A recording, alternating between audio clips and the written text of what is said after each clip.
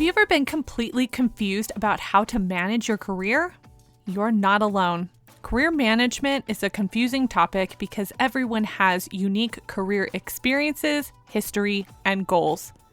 This season, we are helping you create a solid career management plan that we are calling Be Your Own Board Strategies for Career Management.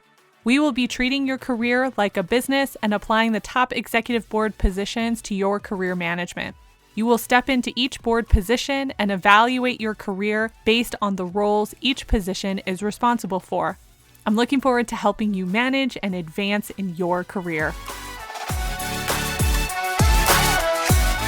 Welcome. This week's board position we are going to dive into is COO, or Chief Operating Officer.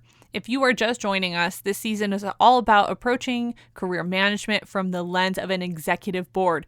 You embody each position and determine where you are at and bring in others to help as needed. COO is our position for this episode, and it's one of the key positions because it's all about execution and process to help you be successful and maintain growth. If you were with us last week, you know that as the CEO of your career, you determine the goals and strategies for your career and life.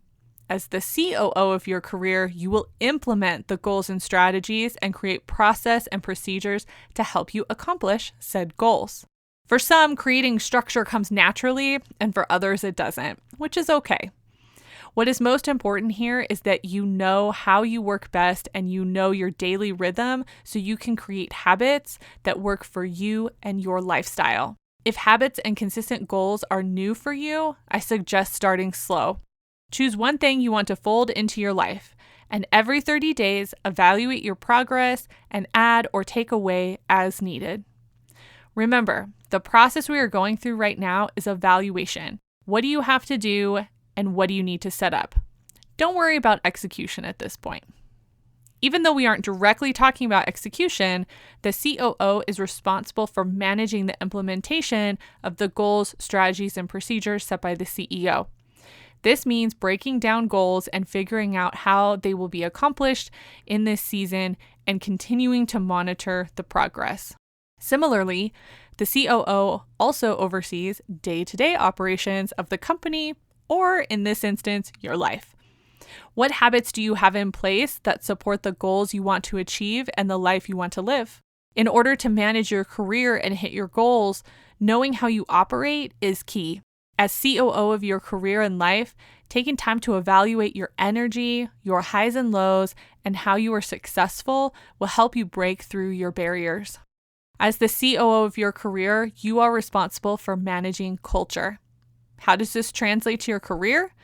It's all about the environment you create, coupled with those you surround yourself with the most. If you are always with coworkers who gossip and put others down, the culture around you will skew negative because of their influence.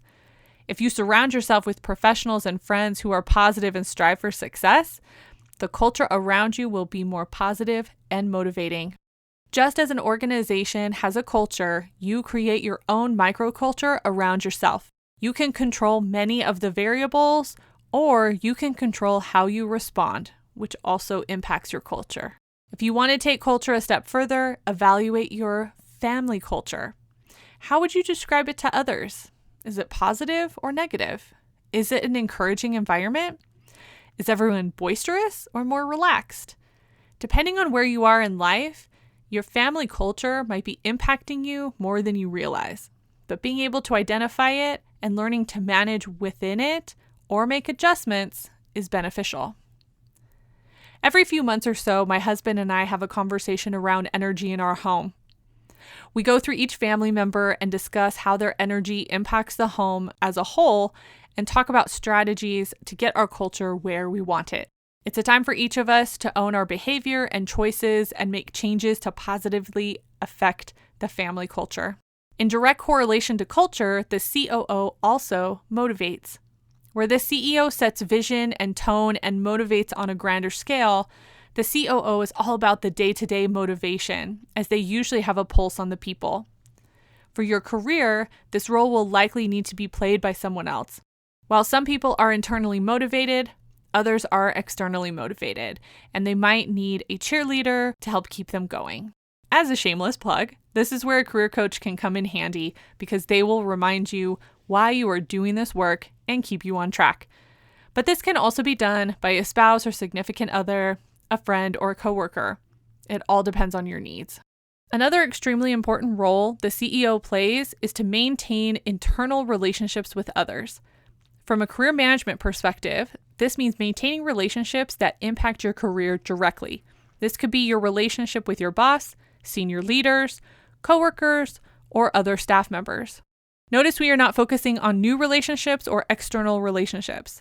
That will be covered when we talk about the CMO or Chief Marketing Officer position in a few episodes. Finally, the COO position creates and maintains progress and success. I want to emphasize that recognizing and celebrating your success is a must, especially if you're in a place where you need motivation or are possibly run down from a toxic situation. Along with celebrating success, you need to monitor progress, the good and the bad. When you monitor progress, you learn about patterns and mindset that have worked well for you and where you might need to make some changes. The COO position in your career is probably one of the most important and one of the most time-consuming. It requires you to be self-aware, to track, and to create change when needed. While it packs a punch of responsibility, it also will be the most transformational position you embody. Now that we've defined the roles of the COO and how you are the COO of your career, it's time to act. What roles were difficult for you to think through? Where can you recruit some help in those areas? If you're looking for a document to help you manage these positions, I recommend picking up the complimentary PDF that accompanies this season. It's a visual representation of what I'm discussing and will allow you to keep notes. It will also be linked in the show notes and on the website at ridethetidecollective.com. If you have any questions or would like to continue the conversation, please connect with Ride the Tide Collective on Instagram, LinkedIn, or Facebook.